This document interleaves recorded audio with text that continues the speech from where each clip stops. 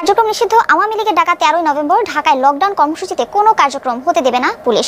সদর দপ্তর জানিয়েছে, আইনশৃঙ্খলা পরিস্থিতি স্বাভাবিক রাখতে তৎপর পুলিশ আর ঢাকা মেট্রোপলিটন পুলিশ প্রায় প্রতিদিনই নিষিদ্ধ দলটির নেতাকর্মীদের গ্রেপ্তার করছে বলে জানায় ডিএমপি। বিস্তারিত রাব্বি সিদ্দিকের রিপোর্টে থাকছে। বেশ কয়েক মাস ধরেই অলিগলি রাস্তায় দেখা যাচ্ছে কার্যক্রম নিষিদ্ধ আওয়ামী লীগের মিছিল। নাকমুখ থেকে কোনো রকম মিছিল করে কয়েক মিনিটের মধ্যে লাপাত্তা হয়ে যাচ্ছে সমর্থকরা।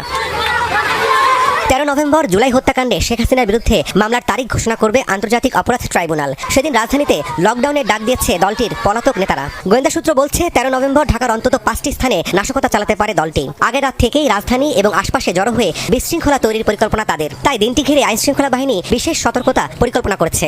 আরও একটি নতুন নিউজে আপনাদেরকে স্বাগতম। দর্শক, বর্তমান বাংলাদেশের রাজনৈতিক সর্বশেষ যেই পরিস্থিতি তৈরি হয়েছে তারই আলোকে বেশ কিছু নিউজ নিয়ে আমরা হাজির হয়েছি। দর্শক, মূল ভিডিওতে চলে যাওয়ার আগে আপনাদেরকে অনুরোধ করব, আমাদের চ্যানেলে নতুন হয়ে থাকলে সাবস্ক্রাইব করে পাশে থাকা বেল আইকনটিতে অল দিয়ে রাখুন। দর্শক, নিত্য নতুন এই ধরনের রাজনৈতিক আপডেট, নিত্য নতুন বাংলাদেশের আপডেট, নতুন নতুন ভিডিও পেতে আমাদের ভিডিওতে লাইক দিয়ে আমাদের সাথেই থাকুন। চলেন দর্শক, আমরা ভিডিওর মূল পর্বে চলে যাই। কার্যক্রম নিষিদ্ধ আওয়ামী লীগের ডাকা 13 নভেম্বর ঢাকায় লকডাউন কর্মসূচিতে কোনো কার্যক্রম হতে দেবে না পুলিশ।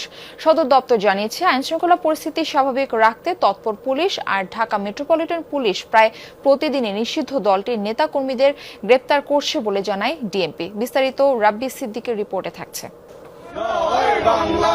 বেশ কয়েক মাস ধরেই অলিগলি রাস্তায় দেখা যাচ্ছে কার্যক্রম নিষিদ্ধ আওয়ামী লীগের মিছিল। নাকমুখ থেকে কোনো রকম মিছিল করে কয়েক মিনিটের মধ্যে লাপাত্তা হয়ে যাচ্ছে সমর্থকরা।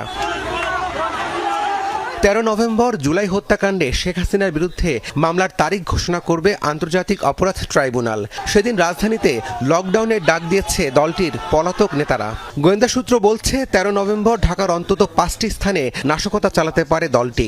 আগের রাত থেকেই রাজধানী এবং আশপাশে জড়ো হয়ে বিশৃঙ্খলা তৈরির পরিকল্পনা তাদের। তাই দিনটি ঘিরে আইনশৃঙ্খলা বাহিনী বিশেষ সতর্কতা পরিকল্পনা করেছে। আইনশৃঙ্খলা পরিস্থিতি অবনতি হতে পারে, এরকম যে কোনো পরিস্থিতি যখন আমরা আগাম খবর পাই, আমরা এই বিষয়ে কঠোর আমরা গোয়েন্দা নজরদারি থাকে এবং ওই সময় যে ধরনের ব্যবস্থা হতে পারে বা নেওয়া প্রয়োজন আমরা সাথে সাথে সেই অ্যাকশনে যাই।